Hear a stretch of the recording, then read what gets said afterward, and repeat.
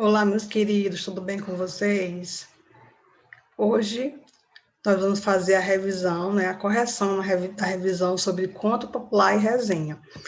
Então, aqui, vocês podem observar, que nós vamos ter aqui o quiz. Nós vamos iniciar o quiz normalmente e vamos responder às alternativas propostas. Então, a primeira diz o seguinte: os contos populares não possuem autores?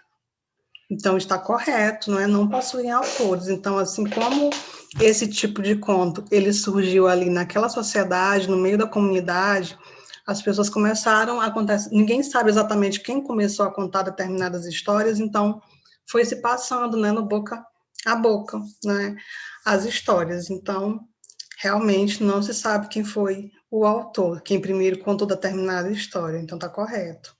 Monteiro Lobato transcreveu contos populares para os livros, sim, então ele fez isso. Em um dos seus livros, ele deu voz à tia Anastácia, não é? E ela, nos seus relatos, dentro do livro, ela contava alguns contos populares. Então, está correto. Os contos populares são histórias longas? Não, pelo contrário, não é? Os contos populares, eles também fazem parte, ele é um tipo que faz parte do gênero conto, não é? O gênero conto, uma das suas principais características é o quê? É ser uma história curta, não é? Uma história de apenas um conflito, poucas personagens, não é? Então, isso está errado, não é? Então, essa alternativa está errada. Os contos populares possuem marcas de oralidade, ou seja, a maneira como nós falamos no dia a dia, a nossa fala mesmo, não marcas de escrita. Então, está correto. Agora, já falando um pouco de resenha crítica. Na resenha crítica, eu posso avaliar uma peça teatral? Com certeza eu posso. Então, qualquer objeto cultural pode ser avaliado, não é? No caso, uma peça de teatro, um show musical, um filme, uma obra literária. Então, tudo isso eu posso avaliar. Quem escreve uma resenha é o dramaturgo? Não.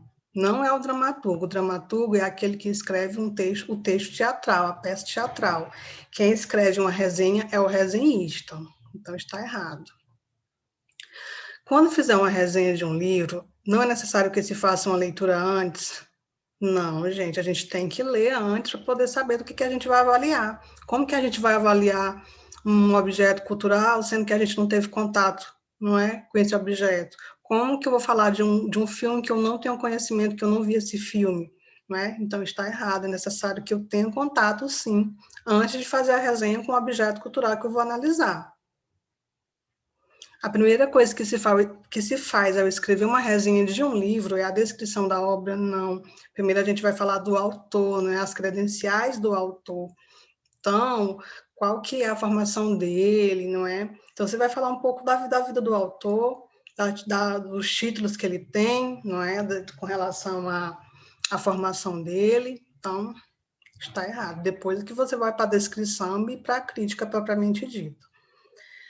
O objeto cultural é o suporte onde se pode ler uma resenha, tipo sites, revistas, livros. Não, gente. O objeto cultural